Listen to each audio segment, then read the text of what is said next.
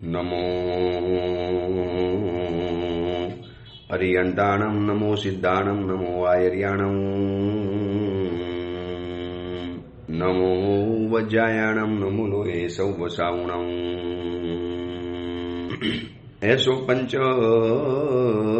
નમુકારો સૌવ પાવપણાસણો મંગલાહાણમ ચ સૌવે સિંપડમમ વૈ મંગલમ.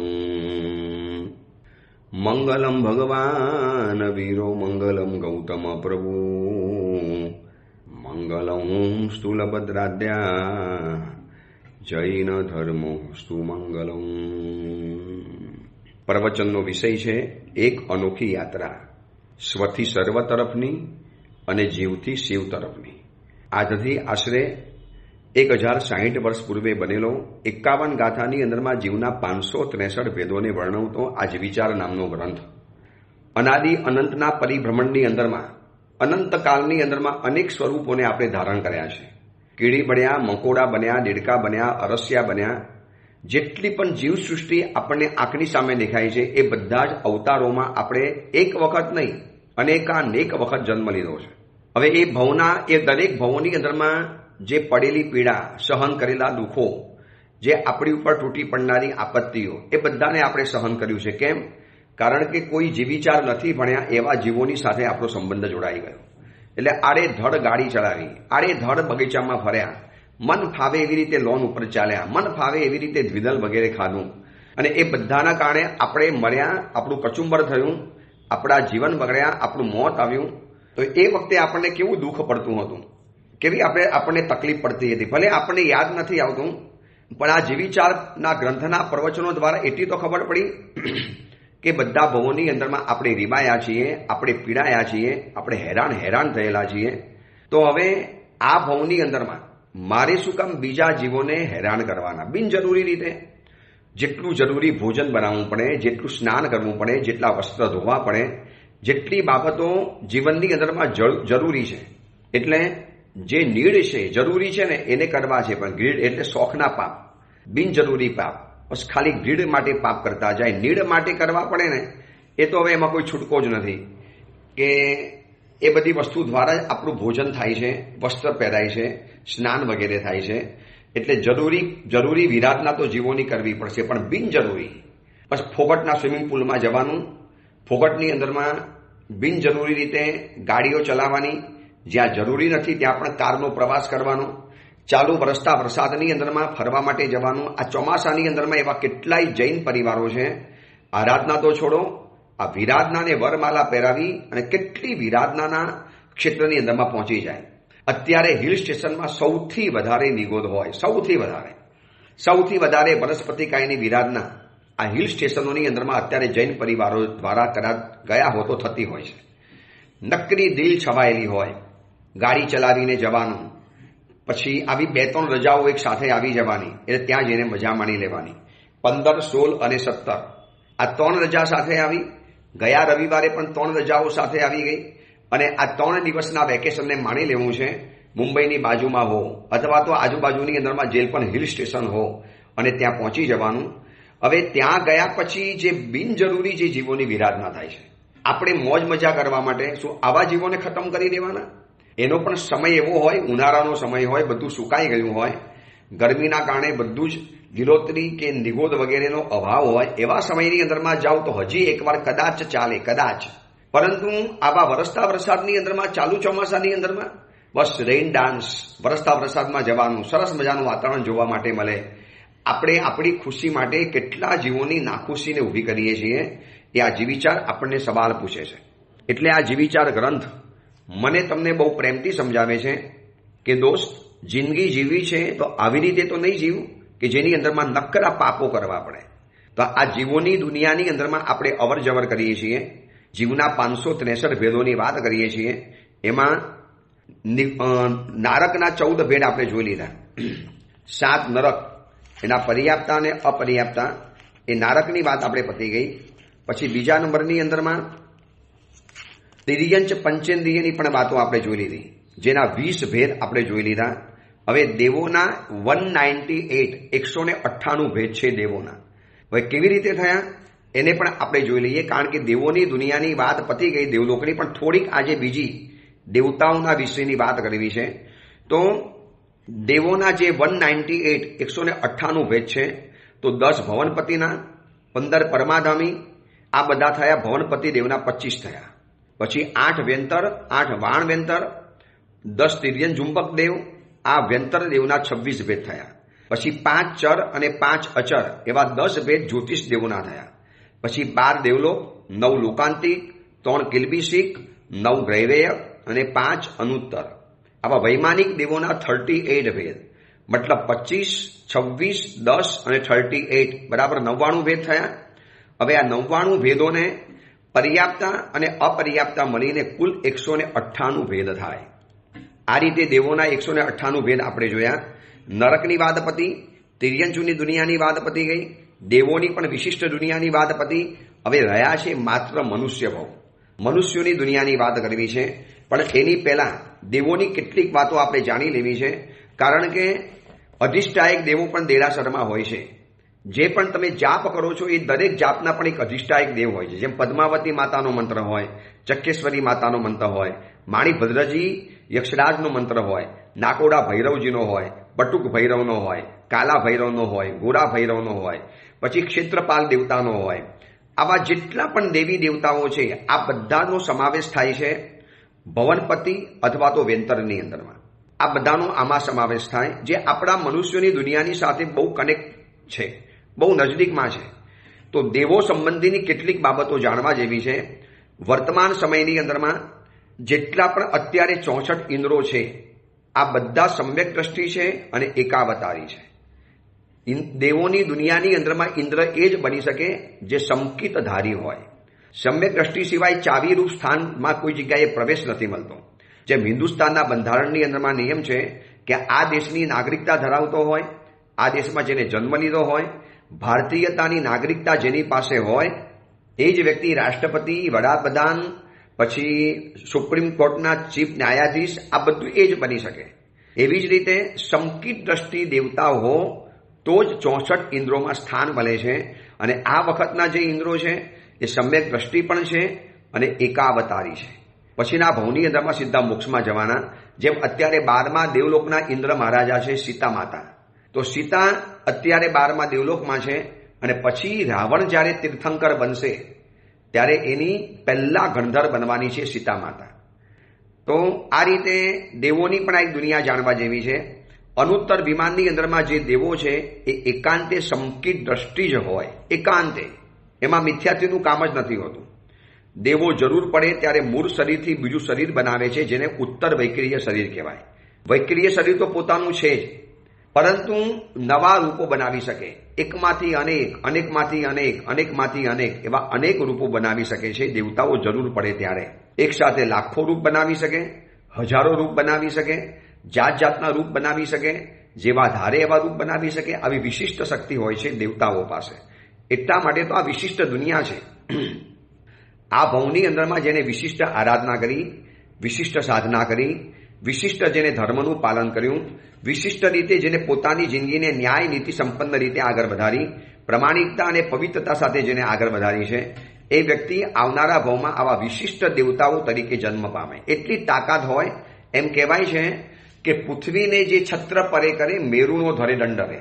આખી જે જંબુદ્વીપ છે, આખી પૃથ્વી છે અને એનો મેરુ પર્વત બરોબર વચમાં રહેલો છે. જેમ છત્રીને આપણે સીધી પકડીએ તો ઉપર ગોળ ભાગ હોય અને નીચે દંડાનો ભાગ હોય. બસ આવી જ રીતે ધરતી અત્યારે ઉલટું છે. ઉલટી પડેલી છત્રી જેવી અત્યારે પૃથ્વી છે, ગોળ પૃથ્વી અને એની વચની અંદરમાં રહેલા દંડ સમાન મેરુ પર્વત. દેવતાની એવી તાકાત હોય છે કે આખા આખા જંબુદ્વીપને ઉલટો કરે અને મેરુ પર્વતને દંડની જેમ ધારણ કરે અને છત્રી આકારની ધારણ કરી શકે. આટલી તાકાત ધરાવનારા દેવતાઓ હોય. કેવી વિશિષ્ટ તાકાત, કેવું વિશિષ્ટ પુણ્ય વૈભવ, કેવી વિશિષ્ટ શક્તિ મળી હશે દેવતાઓને. એમનેમ નથી મળતી. આ ભવની અંદરમાં મળેલી શક્તિને જે યોગ્ય રસ્તે વારે છે, જે આપણે ઉપધાન ઉત્સવની જે વાત મૂકી છે કે આવા ઉપધાન તપની અંદરમાં આયોજન કરવું, એમાં લાભ લેવો, કોઈ પણ લાભ લેવો, નાનો મોટો મુખ્ય લાભ, સંપૂર્ણ લાભ, આવા કોઈ પણ લાભ શરીફપાલી સંઘ છે, ઉદ્યાન છે, 99 છે, ચોમાસા કરાવવા છે, શિબિરના આયોજન કરાવવા છે, આવા નાના મોટા કોઈ પણ લાભની અંદરમાં જે હર હંમેશા તૈયાર હોય, કઈનો કઈ લાભ લે, તપસ્યા કરે, શારીરિક શક્તિ, ધન શક્તિ, મન શક્તિ, આ બધી શક્તિનો જો યોગ્ય જગ્યાએ ઉપયોગ કરે તો આવા વિશિષ્ટ દેવલોકની અંદરમાં સ્થાન અને માન પ્રાપ્ત થતું હોય છે. પછી બધા જ દેવો અવિરત હોય છે, એટલે કે વ્રત પચકાણ નથી કરી શકતા. જેનું જેટલા વર્ષનું આયુષ્ય એટલા 100 વર્ષે ભૂખ લાગે. હવે વિચારો, 33 સાગરોપમનું આયુષ્ય છે તો કદાચ 33,000 વર્ષે એક વખત ભૂખ લાગે છે, પણ પચકાણ નથી કરી શકતા. એકપાસ, એકાશનું, બેસનું, નવકાશી, મૂળસી પચકાણ, ધારણા અભિગ્રહ પચકાણ આવું કોઈ જ નથી કરી શકતા. દેવોની દુનિયા સાથે જોડાયેલું આ એક મોટું કલંક, મોટો ડ્રોબેક. આટલા વર્ષો ભૂખ્યા રહેવાનું, ભોજન વાપરવાનું નથી. હવે એ લોકોને કેટલા બધા ઉપવાસ થઈ જાય, કેટલી બધી કર્મ નિજરા થઈ જાય, અને નિજરા થાય છે વિરતી દ્વારા. આજે આપણે જમીન કન નહીં ખાતા હોઈએ, કદાચ આમાંથી કેટલાય વ્યક્તિઓ એવા હશે, પણ હજી એની બાધા નથી લીધી તો તમારું એ ત્યાગ પુણ્યના ખાતાની અંદરમાં જમા ન થાય. એમાં તમારે નિયમ લેવો જ પડે, કમ્પલસરી બાધા લેવી પડે. અને બાધા લેવા માટેનું મુખ્ય કારણ આ છે. દેવતાઓ બધા કહેવાય છે અવિરત, જેને વિરતી જ નથી, કોઈ જાતનું પચકાણ નથી, પાણાર નહીં, ચોવિયાર નહીં, ઉપવાસ નહીં, બેસનું નહીં, નૌકાશી નહીં, આંબિલ નહીં, એક નાનકડું મૂળસી પચકાણ નહીં, એક નાનકડો પાણાર ચોવિયાર નહીં, એક નાનકડો ધારણા અભિગ્રહ પચકાણ નહીં, કોઈ પણ જાતના પચકાણ નથી દેવતાઓને. એટલા માટે કાયમ માટે એ લોકોને અવિરતની અંદરમાં રહેવાનું. હવે ખાસ વાત, દેવ મરીને ફરી વખત દેવની દુનિયામાં જન્મ નથી લઈ શકતો. નરક ફરી વખત એ જ નરકમાં તરત જ જન્મ ન લે, પછી આવી શકે. જેમ અવંતી સુકુમાલ હતા, નલીની ગુલ્મ વિમાનમાંથી આવેલા અને વળી પાછા નલીની ગુલ્મ વિમાનમાં ગયા, પણ વચમાં એક મનુષ્યનો ભવ આવી ગયો. વચમાં એક ભવ જોઈએ, દેવલોકમાંથી આવ્યો, મનુષ્ય લોકની અંદરમાં ગયા, અથવા તો તિર્યંજ ગતિની અંદરમાં ગયા. નરકમાં તો ક્યારે પણ ન જાય, દેવ નરકમાં ન જાય અને દેવ દેવ બનીને દેવ ન બને. એવી રીતે નરક નરક બનીને ન બને અને નરકના જીવો સીધા ડાયરેક્ટ દેવલોકની અંદરમાં જઈ નથી શકતા. વચમાં મનુષ્ય ભવ કે તિર્યંજ ભવ, આ બધા ભવો એ લોકોને કરવા પડે. તો દેવ દેવ બનીને દેવ નથી બની શકતા. એક ભવ મનુષ્યનો કે તિર્યંજ ગતિનો કર્યા પછી દેવ બની શકે છે. આ પણ એક ખાસ વાતમાં જાણવા જેવી છે. ગમે એટલી દેવલોકમાં ભક્તિ કરી કેમ નથી બની શકતા? એનું મુખ્ય કારણ છે અવિરતી. માની લેજો કે આપણે વિરતીથી ગભરાઈએ છીએ, પચકાણ લેવાથી ગભરાઈએ, બાધા લેવાથી ગભરાઈએ. જવા દો ને યાર, કોણ બાધા લે? પછી માથે ટેન્શન થાય, માથે બોધરેશન રહે, માથા ઉપર પ્રેશર રહે, પછી બાધા તૂટી જાય. તો આ બધા જેને આવા નિયમથી ભાગે છે એને આ જાણવા જેવું છે કે દેવતાઓ હજારો વર્ષોના ઉપવાસ કરે છે. જો વિરતી નામની ચીજ હોત ને તો દેવોની દુનિયામાં દેવો દેવો દેવો જન્મ લીધા કરત, કારણ કે ભૂખ જ નથી લાગતી. 10,000 વર્ષનું આયુષ્ય છે તો કદાચ દર 100 વર્ષે એક વખત ભૂખ લાગે, એના 10મા ભાગે ભૂખ લાગે. હવે 10,000 વર્ષમાં 100 વર્ષે ભૂખ લાગે એટલે 100 વર્ષમાં કેટલા ઉપવાસ થયા વિચારી લો. કેટલાય માસક સમણ, કેટલાય સિદ્ધિ તપ, કેટલાય શેણી તપ, કેટલા ભદ્ર તપ, કેટલા મહાભદ્ર તપ, કેટલા સિંહ નિષ્ઠિત તપ, કેટલા કંઠાભરણ તપ, કેટલા રત્નાવલી અને કનકાવલી તપ થઈ જાય, કેટલા તપો થઈ જાય. પણ કમનસીબીની બાબત એ છે કે ભોજન નથી ખાવાનું, ભોજન વાપરવાનું પણ નથી, પાણી પણ નથી વાપરવાનું, પણ અવિરત છે એટલે પુણ્ય નથી બંધાતું. સતત પુણ્યનો ક્ષય, સતત પુણ્યનો ઉદય આ દેવલોક છે. તીર્થંકર પરમાત્માની ભક્તિ કરી શકે, ભક્તિ છે પણ વિરતી નથી. અને આપણા મનુષ્ય ભવની અંદરમાં વિરતી અને ભક્તિ બંને ચીજ રહેલી છે. એટલા માટે દેવલોકના ભવ કરતા તો મનુષ્યના ભવને મહાન બતાવ્યો છે ભગવાને. મણુઆ તુમમેવ સત્યમ, માણસ તું મહાન છે, તું ભાઈ બહુ મોટો છે. દેવો કરતા પણ મોટો એટલા માટે છે કે દેવોની પાસે જે વિરતી નથી એ વિરતી આપણી પાસે છે. હવે દેવો દેવલોકમાંથી આવીને મનુષ્ય, તિર્યંજ, પૃથ્વીકાય, પાણી અને વનસ્પતિકાય આ 5 સ્થાનમાં ઉત્પન્ન થઈ શકે છે. પરંતુ ત્રીજા દેવલોકથી ઉપરના દેવો પંચેન્દ્રિય તિર્યંજ અને મનુષ્ય રૂપે જ ઉત્પન્ન થાય. પૃથ્વીકાય, અપકાય કે વનસ્પતિકાય કે વિકલેન્દ્રિયની અંદરમાં 5મા ત્રીજા દેવલોકમાંથી ઉપરના દેવો ક્યારે જન્મ ન લઈ શકે. મતલબ પહેલા બીજા દેવલોકના દેવો 5 જગ્યાએ જન્મ લે. મનુષ્ય બની શકે, દેવલોકમાંથી સીધો મનુષ્ય, દેવલોકમાંથી તિર્યંજ, દેવલોકમાંથી પૃથ્વીકાય, દેવલોકમાંથી અપકાય અને દેવલોકમાંથી વનસ્પતિકાય બને છે. અને એમ કહેવાય છે, શાસ્ત્રોની અંદરમાં એવો ઉલ્લેખ આવે છે, અસંખ્ય દેવતાઓ મરી અને દેવલોકના જે પાપ, દેવલોકના જે રંગરાગ, દેવલોકનો જે વિલાસ, એનો વૈભવ એમાં બધું જ પુણ્ય ખતમ કરે છે. એટલે મોટા ભાગના દેવતાઓ પૃથ્વીકાય, અપકાય અને વનસ્પતિકાય અને તિર્યંજ ગતિની અંદરમાં જન્મ લે છે. બહુ ઓછા દેવતાઓ મનુષ્ય ભવની અંદરમાં આવે છે, કારણ કે બધું જ પુણ્ય ખતમ કર્યું છે. હા, કોઈક દેવતાઓએ ચિકાર ભક્તિ કરી હોય, જેમ પાર્શ્વનાથ પરમાત્માએ 500 ભગવાનના કલ્યાણકોની ઉજવણી કરેલી હતી, તો એના કારણે એ લોકોને વિશિષ્ટ પુણ્ય બંધાયું. પણ જે દેવતાઓ રંગરાગમાં મજા માને છે, મોજ મજા જ કરે છે, જેને આપણી ધર્મ સાથે કોઈ લેવા દેવા નથી, તો એવા જેમ અહીંયા મનુષ્યો એવા છે, તો દેવલોકમાં દેવો પણ એવા છે જ. તો એ લોકો આ 5 જગ્યાએ ઉત્પન્ન થાય: પૃથ્વીકાય, અપકાય, વનસ્પતિકાય, તિર્યંજ અને મનુષ્ય. પરંતુ ત્રીજા દેવલોકથી ઉપરના દેવો, એટલે પહેલા બીજા ત્રીજા વાળા થાય, પણ ત્રીજાની દુનિયામાં આખું અલગ છે. એ લોકોને આટલી હલકી કેટેગરીમાં તો જન્મ ન લઈ શકે. તિર્યંચ છે કે આવા બધા વનસ્પતિકાય છે, આવા બધાની અંદરમાં જન્મ તરીકે ન લે. એ લોકો મનુષ્ય રૂપે જ ઉત્પન્ન થાય, પંચેન્દ્રિય તિર્યંચ અથવા તો મનુષ્ય બને. હવે વિચારો, દેવ સિદ્ધો મળીને તિર્યંચ બને, એટલે કૂતરો, ગધાડા, બલાડા, ઘોડા, આવા બધામાં જન્મ લઈ શકે છે. પુણ્ય ખતમ થયા પછી કોઈ તમારું ધ્યાન રાખવાનું નથી. એટલે આ ભવની અંદરમાં પણ જે અતિ શ્રીમંત વર્ગ છે, અતિ ધનાઢ્ય વર્ગ છે, અતિ રીચ ફેમિલીવાળા છે, એ લોકો પણ બધું જ પુણ્ય પોતાનું ખતમ કરે છે. સારામાં સારું ઘર, બ્રાન્ડેડ કપડાં, મોંઘામાં મોંઘી વસ્તુઓ, શ્રેષ્ઠ ક્વોલિટીની ચીજો, આ બધું જ એને એમનું ઊંચામાં ઊંચો હોય, બધું ઊંચો ટેસ્ટ રહેલો છે. જેમ દેવલોકના બધા પુણ્ય ખતમ થાય ને તિર્યંજ ગતિમાં જાય છે, તો મનુષ્ય ગતિમાં પણ જો બધું જ પુણ્ય ખતમ કરીશું તો ક્યાં જન્મ થશે એ પણ આપણે વિચારી લેવું પડે. 9મા દેવલોકથી લઈ સર્વાત સિદ્ધ વિમાન સુધીના બધા જ દેવો ચેવી નિયમમાં મનુષ્ય જ થાય, તિર્યંચ ન થાય. એ લોકો સર્વથા વર્જ્ય થઈ ગયો તિર્યંજ ગતિનો. આટલા ઊંચા દેવલોકમાંથી એવા જીવો ઉપર ગયા હોય કે જે લોકો પછી મરીને મનુષ્ય જ બને. તિર્યંચ પણ નહીં, નરક તો આવી જ ન શકે, પૃથ્વીકાય, અપકાય આ બધું તો ગયું, વિકલેન્દ્રિય પણ ગયું. ઓનલી મનુષ્ય, માત્ર ને માત્ર મનુષ્ય થાય. તિર્યંચ પણ નથી થતા, મનુષ્ય જ મરીને દેવલોકમાંથી જઈ શકે છે. એટલે મનુષ્ય જ મરીને દેવલોકમાં જઈ શકે, તિર્યંચ ન બની શકે. સમ્યક દ્રષ્ટિ દેવોને મતિ જ્ઞાન, સૂત જ્ઞાન અને અવધિ જ્ઞાન, આમ 3 જ્ઞાન હોય.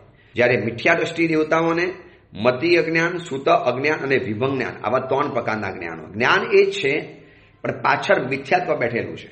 એટલે પોતાના જ્ઞાનનો ખોટો ઉપયોગ કરે, જ્ઞાન દ્વારા ખોટા અર્થ કરે. વસ્તુ એની એ છે, પણ મતિ અજ્ઞાન, સૂત અજ્ઞાન અને વિભંગ જ્ઞાન. યુગલિક મનુષ્ય અને યુગલિક તિર્યંચ અવશ્ય દેવ ગતિમાં જ જાય. યુગલિકના સમયની અંદરમાં જન્મેલા મનુષ્યો અને યુગલિકમાં સમયની અંદરમાં જન્મેલા તિર્યંચો એટલા ભલા ભોળા સ્વભાવના હોય, એટલા સીધા સટ્ટ નેચરના હોય, એટલા સરળ સ્વભાવના હોય કે અવશ્ય મરીને એ લોકો દેવગતિની અંદરમાં જાય. તિર્યંચ જીવો કદાચ મરીને વધારેમાં વધારે 8મા દેવલોક સુધી જઈ શકે છે. જેમ અત્યારે ચંડકોશિક સર્પ 8મા દેવલોકમાં ગયો ને, પ્રભુને ડંખ મારનારો, પ્રભુને ખતમ કરવાની વાતો કરનારો, એવો ચંડકોશિક મરીને 8મા દેવલોકની અંદરમાં ગયો. કેવી રીતે બની શક્યું? પસ્તાવો, પાપ ઉપરનો પસ્તાવો, પ્રભુનું શરણનો સ્વીકાર કર્યો અને ક્ષમતા ભાવે દુઃખોને સહન કર્યા. એને તિર્યંચને પણ 8મા દેવલોકની અંદરમાં જન્મ આપી દીધો, આટલો ગુનેગાર હોવા છતાં પણ. વિચારજો, પાપ કદાચ મોટું નથી, પણ પાપની પાછળ જે હસીએ છીએ ને એ મોટું બનાવીને છે. અને પુણ્ય કદાચ બહુ મોટું નથી, પણ પુણ્યની પાછળ જે આપણે એક અનુમોદનાનો ભાવ પેદા કરીએ છીએ.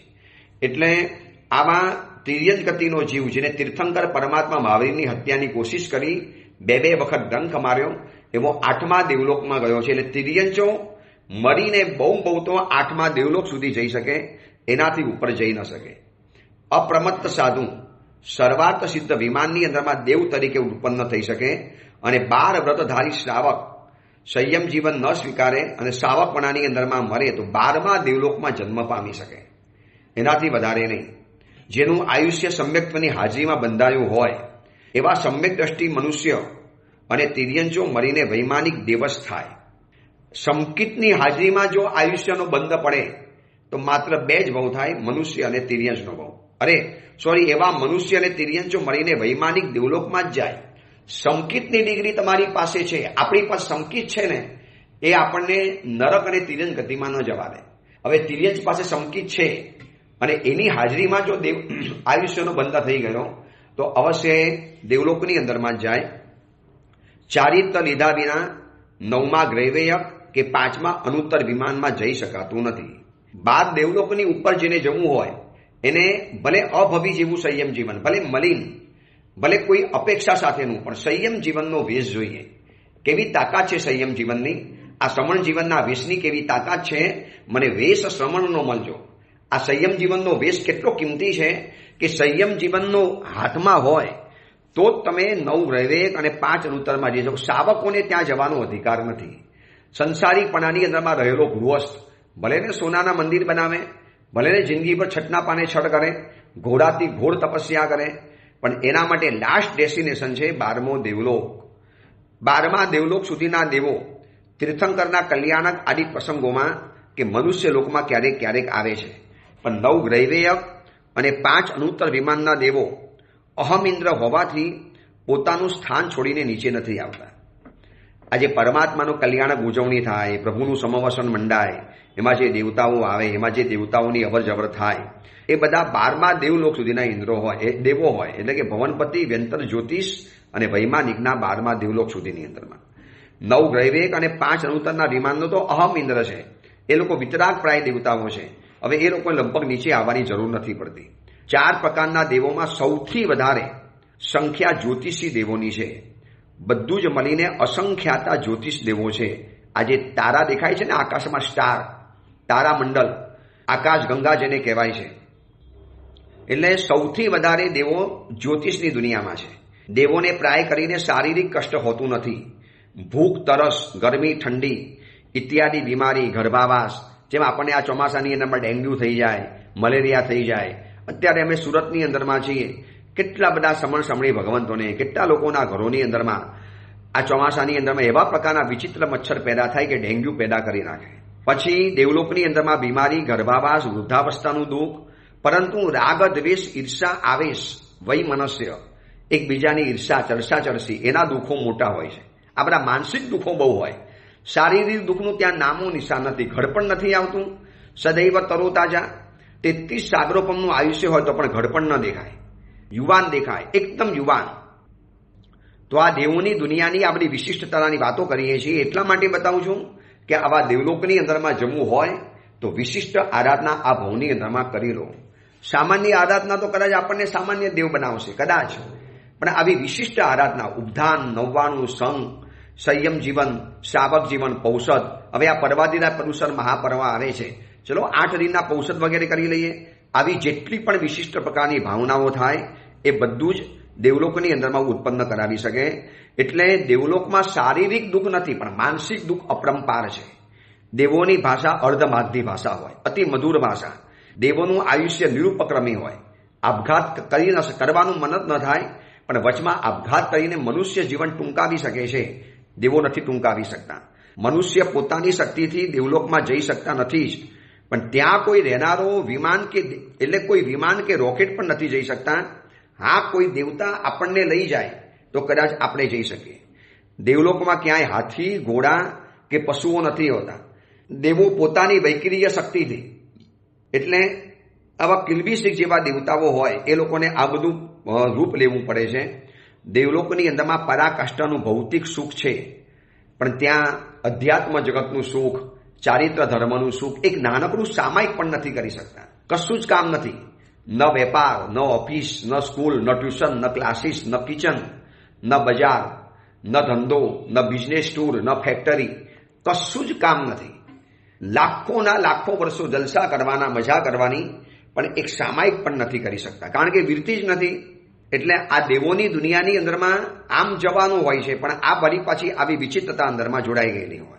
હવે આ દેવોની આસાધના કે વિરાટનાથી કેવી રીતે બચવાનું? જો દેવોની વિરાટના આપણે તો શું કરી શકવાના હતા, પણ દેવોની વિરાટનામાં છે ને આપણે શું કહીએ ખબર છે?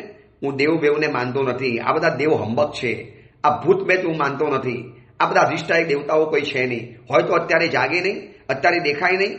મને ગિરનાર પર્વતની અંદરમાં એટલા લોકો મળ્યા કે સાહેબ દર અમાસે અંબિકા દેવી અહીંયા પધારે છે. સાહેબ આ બધા આતતાઈઓને સુધારતી કેમ નથી? આપણા તીર્થો પડાવી લીધા, આપણા મંદિર ઉપર કબજો જમાવી લીધો, પરમાત્માનું નિર્વાણ કલ્યાણ ઉપર એ લોકોએ કબજો જમાવી લીધો, અધિકાર વગર અનધિકૃત રીતે કબજો જમાવી લીધો. સાહેબ બધું જ આપણા હાથમાંથી ગયું. સરસાવનમાં પણ જગ્યાઓ દબાવવાની અંદરમાં આવી. તો સાહેબ અંબિકા દેવી જાગતા કેમ નથી? છે કે નથી અંબિકા દેવી? અંબિકા દેવી શું કરે છે? મેં એમને એમ કીધું કે અંબિકા દેવી આપણા કારણે નારાજ છે. આપણે વળી કયા મોટા તીર્થોના ભક્ત છીએ? મન ફાવે તારે આવવાનું, મન ફાવે એવી રીતે આવવાનું, એ પણ ખાવાનું પીવાનું ઉપર જલસા કરવાના, બધું જ કરવાનું, સેલ્ફીઓ લેવાની, ફોટા પડાવવાના, હાથમાંથી હાથ મિલાવીને ચલાવવાનું અને હિલ સ્ટેશન જેવા ત્યાં પણ વર્તન કરવાના. તો શાસન દેવીઓ આપણી ઉપર પ્રસન્ન થાય? શું આપણને ખુશ કરે? એ કહે કે મરવા દો, આ લોકોને કશું નથી કરવા જેવું. એટલે આવું બધું જે કહે ને, શાસન દેવી કોઈ નથી, અધિષ્ઠાયક દેવીઓ નથી. ક્યાં ગયા પાલિતાણાની અંદરમાં કવળ યક્ષ? આટલા બધા લોકો પાલિતાણામાં આપણને હેરાન કરે છે. આખું પાલિતાણાની અંદરમાં ઘોર આસાધનાઓ થાય છે. તો કોઈ આપણને બચાવે નહીં. દેવી દેવતાઓ દેવી દેવતાઓ છે, પણ આપણું વર્તન, આપણા વિશિષ્ટ પ્રકારના કંઈક એવા પ્રકારના જે છે એના કારણે દેવતાઓ બચારા નારાજ થઈ ગયા છે અને દેવતાઓ આપણાથી દૂર ચાલી ગયા છે. દેવતાઓ આપણાથી દૂર રહેલા છે. એટલે દેવતાઓ નથી હોય તો દેખાય કેમ નહીં? હોય તો આવે નહીં? દેવો જેવી વાત જ કોઈ નથી. બસ આવું બધું મગજની અંદરમાં વિચારી અને દેવોની આસાધના કરે. એટલા માટે અમારી પકામ સજ્જાઈની અંદરમાં અમને સાધુ જીવન બતાવ્યું છે. દેવાણમ આસાયણાય, દેવીનમ આસાયણાય. દેવ અને દેવી આવા તમે એની આસાધના કરી, તમને એમના માટે આવા બધા વિચારો કર્યા, એના કારણે તમને પણ આસાધનાનું પાપ લાગે છે. એટલે આવી આસાધના પણ આપણે આવી રીતે કરી શકીએ છીએ. હવે એ લોકો નીચે કેમ નથી આવતા? ચલો આપણે એમ કહીએ, મારા મમ્મી, મારા પપ્પા, મારા ગુરુ, મારા આટલા બધા મહાપુરુષો કેમ નીચે નથી આવતા? અહીંયા શાસન સુરક્ષાની મોટી મોટી વાતો કરીએ અને એવા શાસનની એકતાના મસીહા, એમ લાગે કે આ લોકો દેવલોકમાંથી જે નીચે આવશે રાતોરાત જીન શાસનમાં ફેરફાર કરશે. આ બધા એક તિથિ બે તિથિના બધા ઝઘડાઓ મિટાવી દેશે. તો કેમ નથી આવતા નીચે દેવી દેવતાઓ? અરે એ લોકો એક નાટક જોવા માટે બેસે ને, અહીંયા આપણી પેઢીની પેઢીઓ નીકળી જાય. અને બીજા નંબરમાં મનુષ્ય દેવલોકની દુર્ગંધ 500 યુજન સુધી ઉપર ઉડે છે. એનું એક નાટક એટલે આપણા 1000, 2000, 5000 વર્ષ નીકળી જાય. દેવતાને શું થાય? કદાચ આવા તૈયાર થાય, પહેલા જન્મે ને પહેલા વિચારે ક્યાંથી આવ્યો? અરે હું તો નીચેના ભાવમાં હતો, શાસનની સેવા કરવા જવું છે, શાસન સંકટમાં છે, ચારેકોર વય મનસ્ય ચાલે છે, એક તિથિ બે તિથિના ઝઘડા ચાલે છે, એકબીજા ઉપર કાદવ ઉછાળે છે, ચલો જઈને બધું સીધું કરી લઉં. અને આવા તૈયાર થાય ને ત્યાં ઓલા સેવક કે સાહેબ પ્લીઝ એક નાટક જોઈને જાઓ ને, એક નાટક, બસ એક નાટક જોઈ લો. ઠીક છે, નાટક જોવા માટે બેઠા અને પછી જ્ઞાનનો ઉપયોગ મૂક્યો કે ચલો નીચે જવું છે. એમાં તો 2,000 વર્ષ પસાર થઈ ગયા, વર્ષોના વર્ષો નીકળી ગયા. એમાં કોઈ કલ્યાણની ભક્તિ કરવા ગયા, ઉજવવા કરવા ગયા, નંદીશ્વર દ્વીપની અંદરમાં ગયા અને એમાં સમય એવો ખોવાઈ ગયો કે દેવતાઓ નીચે આવવાનું ભૂલી ગયા. હવે ચલો દેવો મનુષ્ય લોકની અંદરમાં કયા કારણે આવે? ક્યારેક ક્યારેક આવે છે પણ ખરા. તો આવવાનું કારણ અરિયન પરમાત્માની ભક્તિ કરવા, દેશના સાંભળવા, સમવસરની રચના કરવા. તીર્થંકર પરમાત્માનું અટ્રેક્શન એટલું જબરજસ્ત છે કે મનુષ્ય લોકની 500 યોજન ઊંચે ઉડતી દુર્ગંધની પરવા કરવા પણ નીચે આવી જાય, એની પરવા કર્યા વગર. આચાર્ય ઉપાધ્યાય સાધુ આદિના દર્શન કરવા, ભક્તિ કરવા. કોઈ વિશિષ્ટ તપસ્વી, વિશિષ્ટ શાવક, કોક યોગ્ય શાવક શાવિકા ઉપર કલંક આવ્યું, કોઈક મહાત્મા ઉપર ખોટું કલંક આવી ગયું, તો શાસન દેવી એ બધાને દૂર કરવા માટે અથવા તો સમસ્ત બધા ભેગા થઈ અને સાચા દિલે દેવી દેવતાઓને પુકાર પાડે, આહ્વાન કરે, વિશિષ્ટ મંત્રોચ્ચાર દ્વારા, વિશિષ્ટ વસ્તુઓ રાખવા દ્વારા, વિશિષ્ટ હોમ હવન દ્વારા જો દેવતાઓને સાચું આહ્વાન કરવાની અંદરમાં આવે તો પણ દેવતાઓ નીચે જમીન ઉપર આવી શકે છે. અથવા તો કોઈ વિશિષ્ટ એવા મહાનુભાવ હોય, કોઈ એવા વિશિષ્ટ વ્યક્તિઓ હોય કે જેની ઉપર સંકટ આવ્યું, જેની ઉપર મુશ્કેલી આવી, જેની ઉપર આપત્તિ આવી, તો એ બધાની આપત્તિ દૂર કરવા માટે મનુષ્ય લોકની અંદરમાં દેવતાઓ આવી ચડે છે. એ સિવાય એ લોકોને આવવાનું મન નથી થતું. એ સિવાય એ લોકો આવી પણ ન શકે, કારણ કે મનુષ્ય લોકની દુર્ગંધ, મનુષ્ય લોકની ભયંકર ગંધ એટલી બધી ઉપર સુધી ફેલાય છે કે દેવતાઓને એનાથી આવવાનું મન જ નથી થતું. આ રીતે દેવોની દુનિયાનો આપણે વિસ્તારથી પરિચય કર્યો, વિસ્તારથી વાતો કરી. હવે આવતીકાલનું એક પ્રવચન, બસ હવે એક પ્રવચન બાકી છે પર્યુષણ પર્વ પહેલા કર્મકુલકનું. શનિવારનું પ્રવચન આવી જશે તમારી પાસે, આ શુક્રવારનું પ્રવચન આવ્યું, હવે કાલનું આવશે, શનિવારનું પ્રવચન આવશે, રવિવાર સોમવાર પ્રવચન બંધ રહેવાનું, મંગળવારે પર્વાધિરાજ પર્યુષણ મહાપર્વની પૂર્વ સંધ્યાનું પ્રવચન આવવાનું અને પછી 20મી તારીખથી જે પર્વાધિરાજ પર્યુષણ મહાપર્વ જે પધારી રહેલા છે એના પ્રવચનો શરૂ થવાના. એટલે હવે આ જીવિચારના પ્રવચન, આવતીકાલનું એક પ્રવચન થોડીક મનુષ્યની દુનિયાની વાતો શરૂ કરી લઈશું. મનુષ્યની દુનિયાની વાતો કરી અને પછી સીધું જ પરવાદેલા પર્યુષણ મહાપર્વ પછી આ મનુષ્યની દુનિયા અને એના પછી બીજા જીવિચારના બીજા કેટલીક મહત્વની વાતોના પાઠ શીખવા જેવા છે. ખૂબ લોકોને સુંદર આ પ્રવચનો ગમે છે. ખૂબ લોકોના પ્રતિભાવ આવે છે કે ગુરુદેવ બહુ સરળ ભાષામાં, બહુ સરસ રીતે આ જીવિચારના પ્રવચનો આપ અમને સમજાવો છો. બસ આ રીતે પ્રવચન આપણે સાંભળતા રહીશું. એ જ મંગલ કામના, મંગલ ભાવના. જીનાગના વિરુદ્ધ કાંઈ પણ બોલાયું હોય તો મિચ્છામી દુક્કડમ.